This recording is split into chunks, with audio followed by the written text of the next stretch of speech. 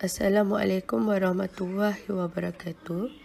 Saya Camelia Arija binti Kamaruzaman ingin membentangkan tajuk peranan dasar fiskal dalam ekonomi. Pengenalan, kerajaan menggunakan alat dasar ekonomi untuk mengawal aktiviti ekonomi dalam negara bagi menjamin kestabilan dan pertumbuhan ekonomi. Antara alat dasar ekonomi yang digunakan adalah dasar fiskal.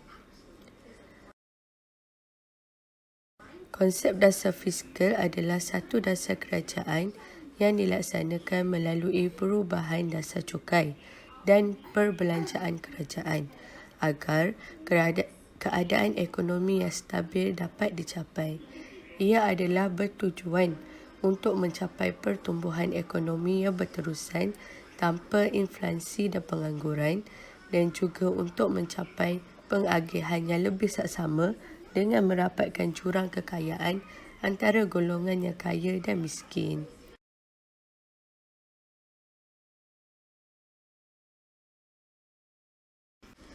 Alat dasar fiskal yang pertama adalah cukai. Cukai langsung, cukai tidak langsung. Kedua adalah perbelanjaan kerajaan. Dana yang dibelanjakan oleh kerajaan untuk pembelian produk dan penyediaan kemudahan. Assalamualaikum warahmatullahi wabarakatuh. Saya Nurul Atika Binti Nasi akan membentangkan slide seterusnya. Alat dasar fiskal dia terbagi kepada dua, iaitu yang pertama mengembang dan yang kedua menguncung. Dasar fiskal mengembang, ia bertujuan untuk meningkatkan permintaan agregat melalui pengurangan kadar cukai dan pertambahan perbelanjaan kerajaan. Digunakan semasa ekonomi mengalami kemelesetan dan juga masalah pengangguran. Kadar cukai diturunkan supaya pendapatan boleh guna pengguna akan bertambah. Jadi kuasa beli dan permintaan pengguna meningkat dan seterusnya perbelanjaan agregat juga meningkat. Perbelanjaan agregat ni maksudnya jumlah perbelanjaan untuk barang atau perkhidmatan dalam ekonomi dalam satu tempoh tertentulah. Perbelanjaan kerajaan juga dipertingkatkan supaya perbelanjaan dan permintaan agregat meningkatlah. Permintaan agregat yang meningkat akan menggalakkan pengeluar untuk menambah pengeluaran. Dengan penambahan pengeluaran ni, ekonomi memerlukan ramai lagi tenaga kerja. Jadi masalah pengangguran juga dapat dikurangkan. Dasar fiskal mengembang ni contohnya masa COVID hari tu. Rakyat kan tak bekerja, jadi diorang tak ada duit. Jadi kerajaan bagi bantuan. Bantuan tu adalah perbelanjaan kerajaan. Jadi kuasa beli rakyat dapat dipertingkatkan supaya ada rolling duit dalam negara. Jadi ekonomi akan lebih slow-slow, macam stabil lah. Selain itu kerajaan juga dia bagi pelepasan cukai atau dia orang kurangkan cukai. Oleh itu, ketika negara mengalami deflasi iaitu kemelesetan, dasar fiskal mengembang ni digunakan dengan mempertingkatkan perbelanjaan kerajaan supaya perbelanjaan dan permintaan agregat dapat dinaikkan. Kadar cukai juga diturunkan supaya pendapatan boleh guna rakyat bertambah. Kuasa beli dan permintaan meningkat dan perbelanjaan agregat juga meningkat. Kalau kita tak ada duit, kita akan berjimat-jimat kan. Tapi kalau kerajaan pula tengah mengalami kemelesetan, kerajaan akan lebih banyak keluarkan perbelanjaan. Itulah. Dasar fiskal kedua ialah dasar fiskal menguncup.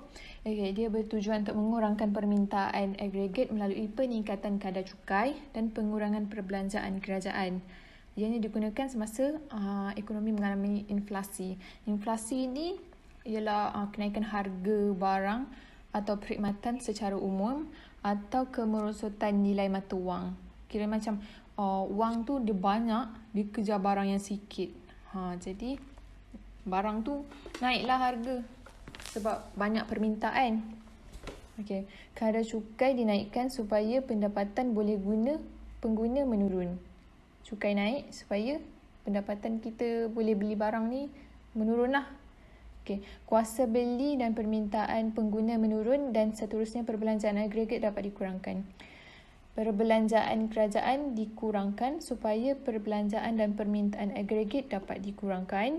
Kejatuhan permintaan agregat dalam negara akan memperlahankan pertumbuhan ekonomi dan menurunkan kuasa beli pengguna. Tingkat harga umum di pasaran juga menurun dan kadar inflasi juga semakin menurun.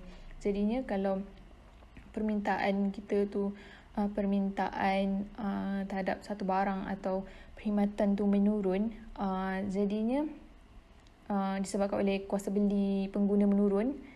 Ianya salah satunya sebab cukai tu naik lah.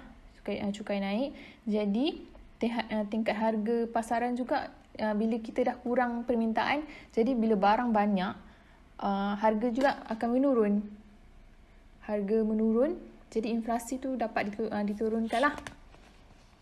Okey, kesan inflasi ni adalah penghakisan kuasa beli peniaga. Kalau kepada peniaga pula, diorang terpaksa cuba untuk pulihkan perniagaan semula, macam tu lah.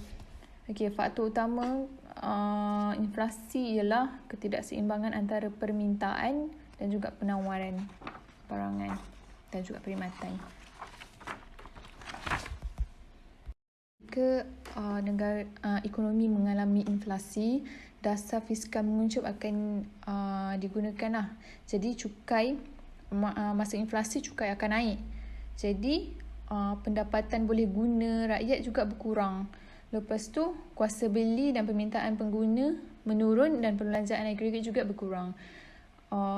Dalam perbelanjaan kerajaan pula akan diturunkan supaya perbelanjaan dan permintaan agregat dapat dikurangkan. Jadi inflasi tu dapat lebih distabilkan semula lah. Kesimpulannya, dasar fiskal yang kali sekitaran adalah penting dalam menjamin kestabilan ekonomi meskipun berdepan dengan persekitaran pertumbuhan global yang perlahan.